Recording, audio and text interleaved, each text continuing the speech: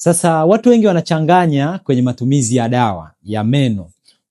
Kuna dawa ya meno na kuna dawa ya mswaki. Sasa ukisema dawa ya mswaki unamaanisha nini na ukisema dawa ya meno unamaanisha nini? Unaposema dawa ya mswaki unamaanisha yani dawa yako ya meno umeweka kwenye mswaki wako halafu unaloweka au unatafuta usaidizi wa maji. Ile maana yake unakuwa unatamani ile dawa itoe povu unapoweka mdomoni. Sasa hiyo automatically inabadilika kutoka kuwa dawa ya meno inakuwa dawa ya mswaki, na hii inakuwa haina faida kabisa. Kwa nini? Kwa sababu utakapopiga baada ya muda mfupi tu utatengeneza povu jingi mdomoni na baadaye utaitema. Ukiitema ile dawa inakuwa haijakusaidia. Tunasema yale zile nutrients zote, madini yote ya fluoride, calcium na kadhalika unayakosa.